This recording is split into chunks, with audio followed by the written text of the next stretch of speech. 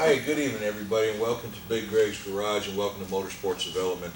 Today we're taking a show on the road here. We're down here live and up close and personal with a driver from the NDRA series. And this is a gentleman that I think needs a lot of recognition and a lot of people to take notice of this driver, because we've classified him before as an up-and-coming superstar. And I've actually put him in the category as a Tim Richmond and a Dale Earnhardt in my time. And the reason why I say that, because he's got a little bit of a wild side, wide open and free going like Tim Richmond, but also I tell you what, I would not want to have him on the back door banging on my bumper. I can guarantee that.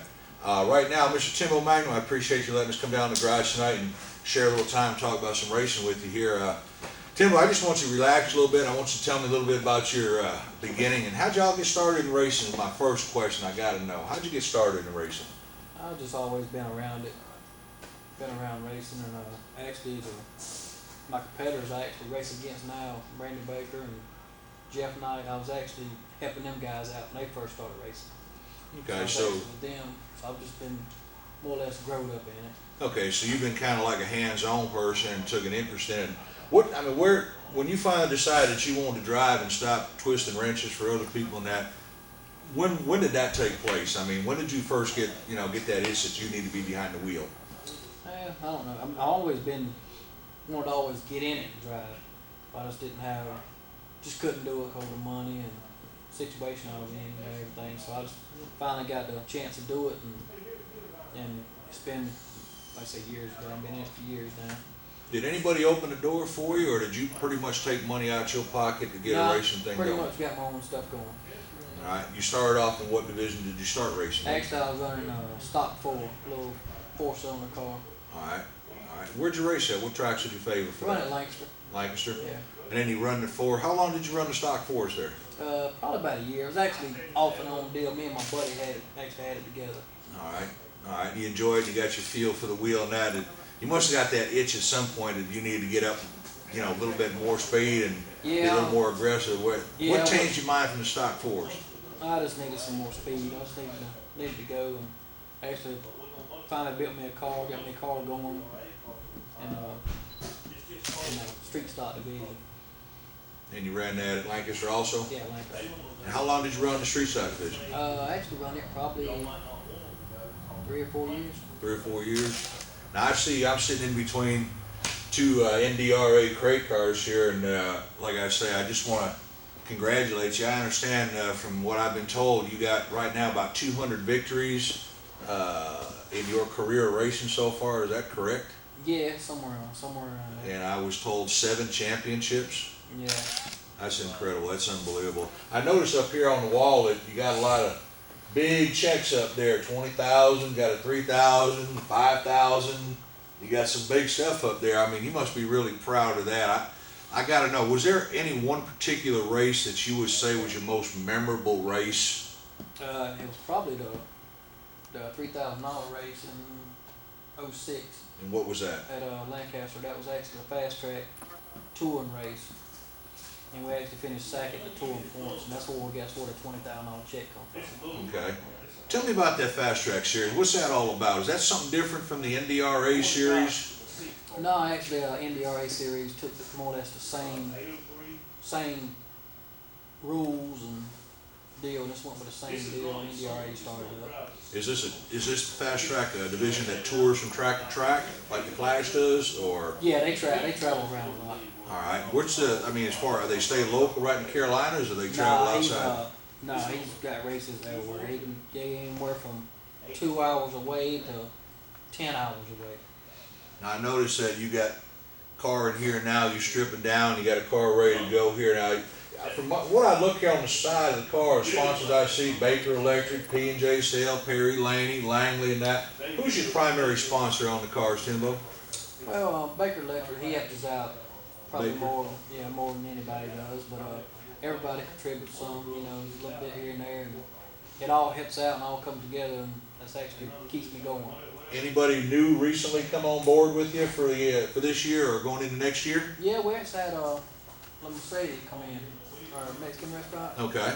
He come in at the end of this year, and he's planning on next year to wanting to get on in with us pretty good. There you go. So you looks like you pretty much got your 2010 schedule tentatively in line right now. Is that correct? Yeah, we pretty much hope we keep about the same sponsors we got. Okay. And hopefully all of them's work's been really, everybody's work's really been down. So hope everything will pick up. Now, where do you see your focus this year for 2010? Do you see yourself, I mean, I know you had a lot on your plate last year with the NDRA and the fast track. Are you going to focus this year maybe on the fast track more than the NDRA, or where do you want to go in 2010? We'll probably concentrate on more on the NDRA. In the NDRA? Yeah, and then maybe if they races close, if there's something ain't going on in NDRA, go run a fast track base here and there. Because they do have some big races. They got, I think, 3 or 4 $10,000 races right now on the books, for next year.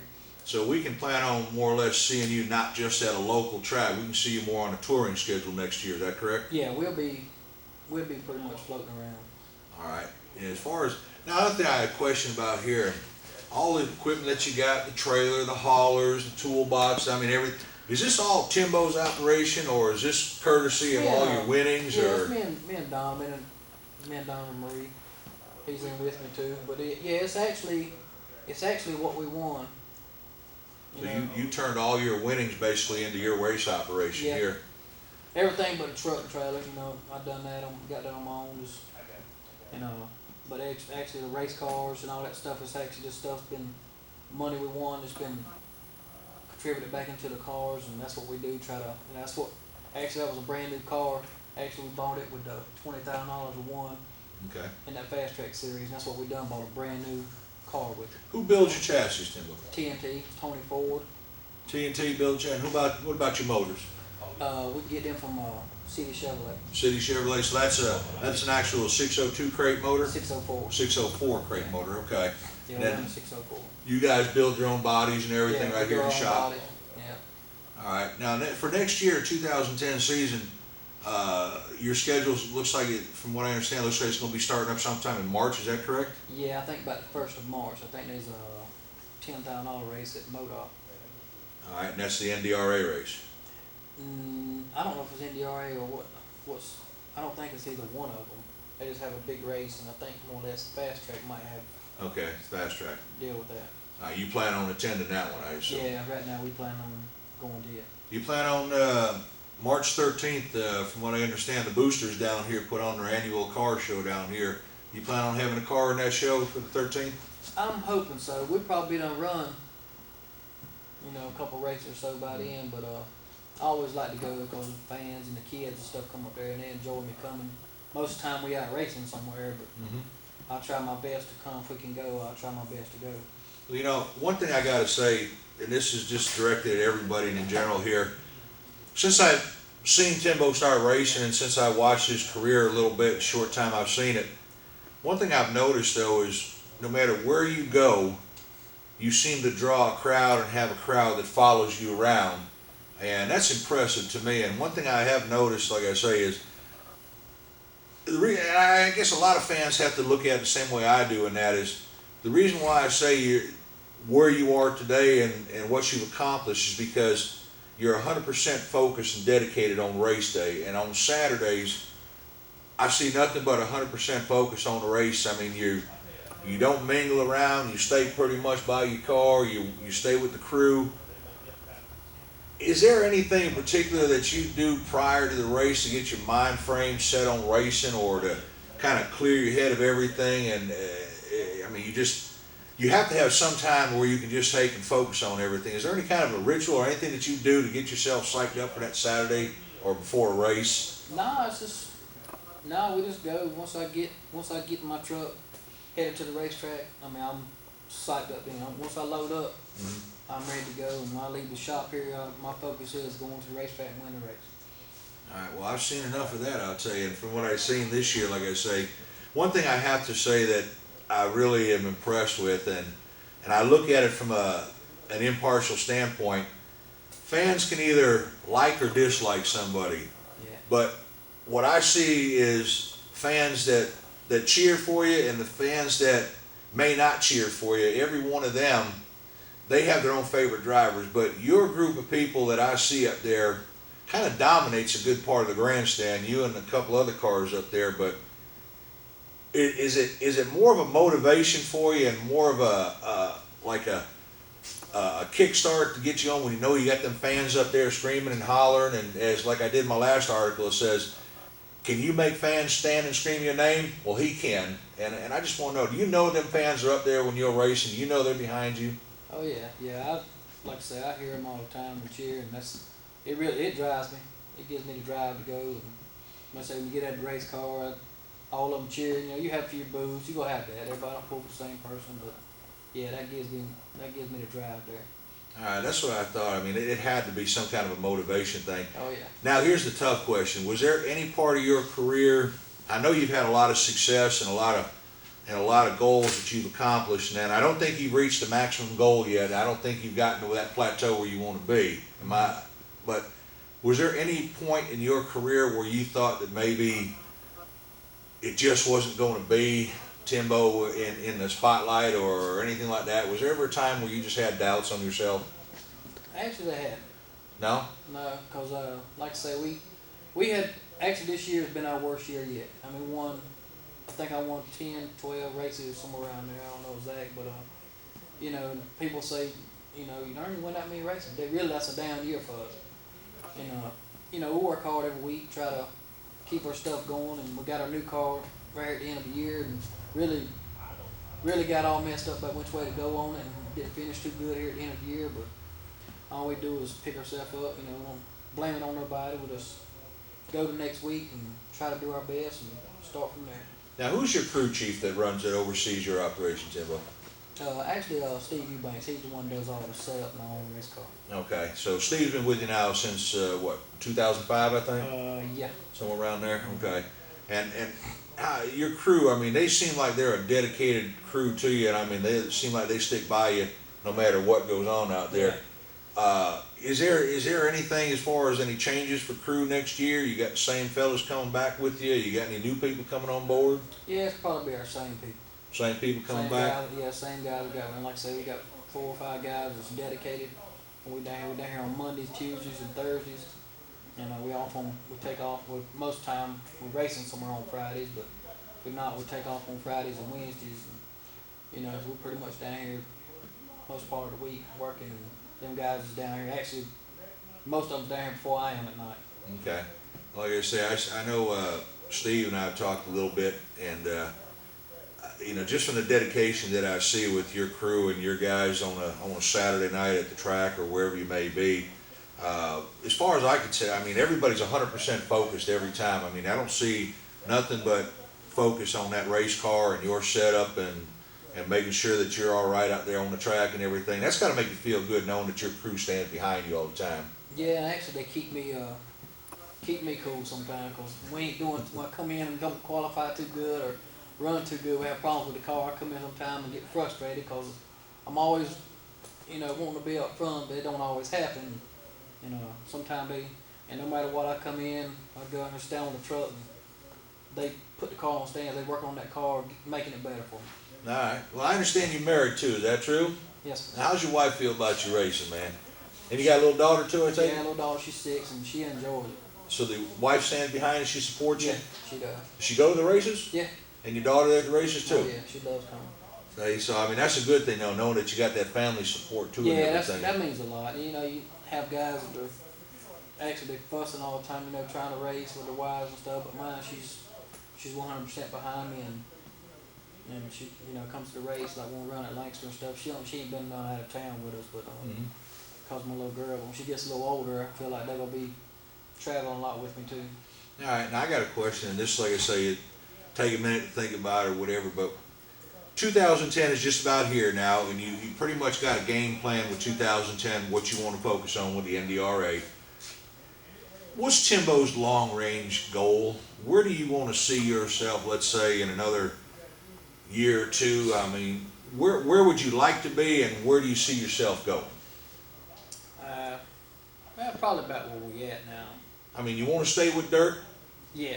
All right, if somebody came along and offered you a chance to run a NASCAR late model or something, you wouldn't do it? Well, yeah, I would. I mean, if I had the opportunity to come up, you know, I wouldn't say I wouldn't. Okay. Yeah, an opportunity to come up, you know, I would. So in other words, you're looking at it with an open door policy that Yeah. if something comes along, you're not going to just confine yourself to one. You're willing to step out and test the water a little bit. Yeah, I would step out. Have you ever driven anything else besides the dirt cars? No. Strictly all dirt car. All dirt. Yeah, I know you enjoy it with just from what I see out there, but I mean, I'm looking at it now, 2010, like I say, you got your eye focused on NDRA, you got the fast track stuff in there, you got your local tracks. You plan on running some of the local tracks this year too? Yeah, we're gonna probably run around home, probably majority of the time. Okay. Around Lancaster, and maybe I-77, it depends on what they do on the far as the series deal. You gonna run both cars, crate and the street stock? Yeah, probably will. When I'm around home, I run both cars. Okay, okay. Well, that's why I was wondering, because a lot of people ask, you know, and I know you've had some other people using your car this year. That was a terrific show there that night Brian Crook was in your car. Yeah. I mean, Yeah, it was. We was actually out of town. and he put it in Victory Lane for it. We got some beautiful photos of that. And then I understand Jeff Langley drove the car last show of the year. Yeah. And I know there was a lot of people surprised to see him in that car too. That's a true dedicated driver right there. Somebody in my eyes that's, you know, 100%. I mean, you've got enough confidence in these other boys to run your car and respect your equipment, and it pays off. I mean, it's got to make you feel good. I mean, Oh yeah. especially when Brian put it in Victory Lane. I mean, he drove a dominant race there, and I had the honor of interviewing him in Victory Lane, and Yeah. he was, I mean, he was happy as can be, man. And you know, it's funny because you watch these guys run their regular own race car, and they beat and bang and they struggle, and then they get in somebody else's car and in the Victory Lane like that. I mean, he just had a smile that wouldn't quit that night, man. I said that was a good deal, but Yeah, I think it's been a while since he won one too. really, now it's like I say, your schedule for this year here, if it's permissible, we'd like to do some coverage on you throughout the year. Maybe cover some of the out of town stuff with you and do some touring around with you and everything. How you feel about someone kind of being on your tail with some pictures and keeping up with you and that as far as your sequence of events? You all right with that? Oh yeah, I'll be fine with that. All right. Has anybody ever? I know these sponsors right here and that. It looks like they're so dedicated. I mean, I've seen them on your car quite a bit, and I've seen them on Perry Laney, for instance, on this side. Perry happens to be my neighbor. He put my septic system in about 10 years ago. But these sponsors here, I mean, they have got to be 100% dedicated to you, and I know they've been with you quite a long time, huh? Yeah. This Baker Electric here, how long they been with you? He's been with us now 4 years. And how long has Perry been with you? Perry's been with us. Actually, Perry was actually with Donovan and Steve Davis. Okay. And I actually started driving for them when Perry was with them. Oh, really? Yeah, I actually started driving the super stock car. I had my own car, and he talked to me one year, Steve did, when we started. So that's actually when I really got into super stock car. I actually started driving for him at Donovan. Okay. So Perry's been in racing quite a while then. Oh yeah. All right. See, I didn't realize that. I'm glad you told me that. One of these days I'll have to go and knock on his back door there. Yeah, he's actually been in there with Chris Deal, and he sponsored Chris Deal for a while. Oh, really? Before that, yeah. Well, now, as far as this area around here, this is generally populated, I mean, with a lot of race car drivers and everything around here. And is there, I'm going to ask you this now, and we'll take this off the wall a little bit here. In your races this year, has there been any one particular race where you just, I mean, how do I word this now without sounding inappropriate here? Who's the most frustrating driver to you out there on that race? Who gives you the most fit when you out there racing? I don't know about the. Or let me reword this. Who's your strongest competition out there on the track? Yeah, probably here, like at Lancaster, is probably Brandy. Okay, Brandy at Lancaster. Yeah. What about at Carolina Speedway? Anybody up there give you a run? Me and John Pursley run pretty hard, like from there and I-77. Me and John Pursley's put on some racing over there too. All right. What about tracks down in Florida or anything like that, Volusia or any of them? You ever plan on running somewhere down there? The big dirt show coming up in February? No, we actually went down there. Actually, the 06 deal when we went down there for the fast track points deal. And we went down there and raced East Bay. Okay. How'd you do down there? Well, actually running pretty good. We got in the show, there was 96 cars, and we got in the show, I think we started 12th or somewhere like that. We had a pretty fast car all weekend, but we just went the wrong way on the tires. They had a big span of tires, different tires you could run, and we didn't know what to do, so we just put a set of tires and went with that, and the track changed on us, and we just went backwards. Yeah, that's understandable. This Yeah. Volusia's a tough track down there, boy. I tell you, I'm going down there this year if things go right. But Timbo, like I say, I just really appreciate you letting us come down here and get a one-on-one talk about your racing. And it's something that, see, the fans out there, they only know one side of Timbo a lot of times. They Yeah. only know one side of any driver. They see you at the track Saturday. They wear your shirts. They cheer for you. They yell, scream. But what they don't know is they don't know the other side. What, you know, like as far as what you do in your off time. I understand you work for an irrigation company. Is that what you do during the day? Fire sprinkler. Oh, fire sprinkler Fire system. sprinkler. Okay. What's your pastime? What do you find yourself doing? You like to hunt? You like to fish? No, I don't hunt, I don't fish, You don't do any of that? I don't do any of that. All right. All I right. race, I probably couldn't, cause bunch of time, racing takes up a bunch of your time. Mm-hmm. And then, like I said, my wife, she's pretty neutral now in my racing. If I come up wanting to hunt or fish or do something like that, probably I'd throw a little kink in. Well, what do you do? I mean, there's got to be something that you find yourself to do that's relaxing when your mind's not on racing, you're not working, when you're not at the shop. What is it that you like to do? I mean, I just like to like spending time with my little girl. you're a home my person. wife. Yeah. Oh, that's good. That's a good family man. There's nothing wrong with that at all. A lot of guys, there's a lot of guys that I've talked to and interviewed that the minute they get done racing, they got to do this or do that, or you know, they only think about racing so many days a week. But see, this is why I say you're a very marketable individual, and I've said this to a few people, and I would like to see your career go a little bit further than where you're at. I mean, right now you're at a pretty good high in your career, but I think I really honestly think that there's a chance for you to get to that higher plateau, and I think it's just a matter of, you know, with the right push behind you, the right marketing, and the right direction, I think some doors can open for you, because there's a lot of folks out there that don't know Timbo yet. Yeah. And That's true. this world out here in the racing business, it's a funny world, it's a funny game, and it takes two things. It takes a lot of money, and also takes an individual that's marketable.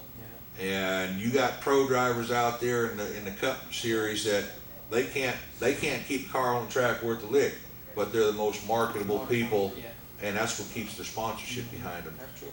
But you got both, man. You got both. You can drive, and you've got the talent, you've got the capabilities, and I just, like I say, I'd like to see your career go a little bit further than it is, man. I think you got the potential for that. I really do. That's a true heart feeling right there. It's not just words, but I think when you see it in writing and you read about it, you'll see that everything that I write in my articles, I write from what I see and what I know. I've been in the game 38 years, and I've been around a lot of racetracks, Timbo, and I've seen a lot of drivers come and go that could have been somebody. Yeah. But what I see in you is a sure sign of somebody that can go someplace. And you got both sides of it. You got the frisky side and you got the mellow side. Oh yeah. And that's what it takes. Yeah, I can be either way. Like I said, it takes me a little bit to get fired up, but you know, once I get fired, everybody's like that. But most of the time I stay like I am now. I'm just mellowed out. Well, you're like everybody else. You don't want to see your race car get wrecked. And yeah, that's true. Cause we got to go back, take it back, and fix it. See, that's one thing I say that I've seen a lot of throughout this past year was guys that will use their cars as a weapon. Yeah. And I don't think that's proper, and I don't think that's good racing. But I like your style. I like what you do, man. I like what you represent, and I like what you stand for. And you got good people, you got a good crew behind you, you got a good family, tradition behind you, and I just want to see you, like I say, get someplace in there. But I want to thank you for this interview tonight.